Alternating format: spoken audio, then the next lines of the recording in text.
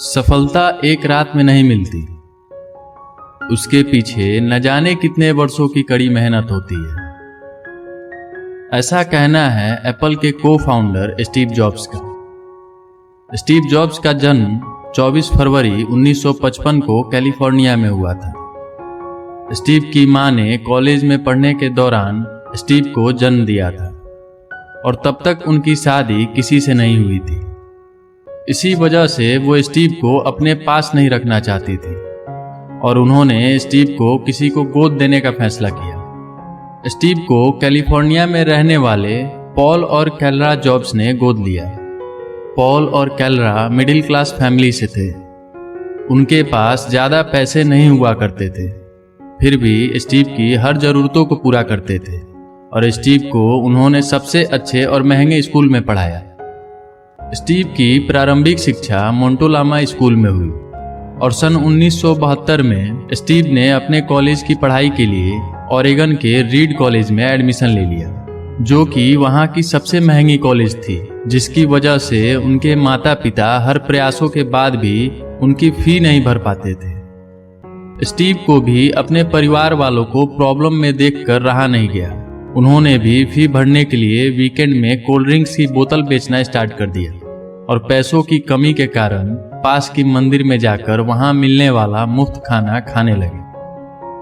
अपने होटल का किराया बचाने के लिए अपने दोस्त के कमरों में जमीन पर ही सो जाया करते थे। इतना कुछ करने के बावजूद पूरी फी नहीं जुट पाती थी और अपने माता पिता को कड़ी मेहनत करता देख उनसे रहा नहीं गया और उन्होंने कॉलेज छोड़ दिया।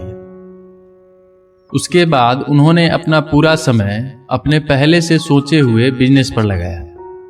स्टीव ने अपने स्कूल के दोस्त वोजनियाक के साथ मिलकर अपने पिता के एक छोटे से गैरेज में ऑपरेटिंग सिस्टम मैकिन्टोश तैयार किया और इस ऑपरेटिंग सिस्टम सॉफ्टवेयर को बेचने के लिए एप्पल नाम के कंप्यूटर का निर्माण करना चाहते थे, लेकिन पैसों की कमी के कारण वो ऐसा नहीं कर पा रहे थे।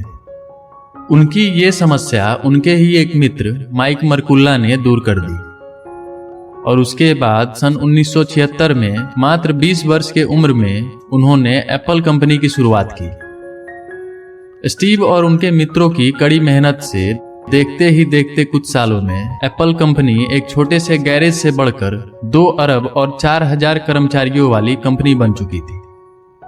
लेकिन स्टीव की ये उपलब्धि ज्यादा दिन तक नहीं रही।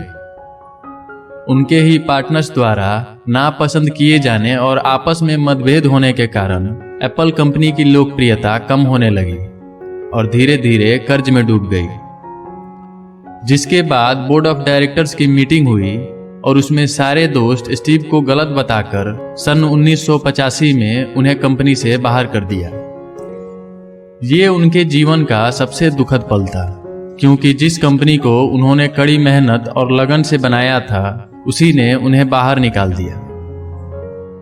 स्टीव के जाते ही कंपनी की हालत और भी बदतर हो गई। एप्पल से निकलने के कुछ सालों बाद स्टीव ने नेक्स्टिंग और पिक्सलर नाम की 2 कंपनियों की शुरुआत की और वो भी काफी सफल हो गई।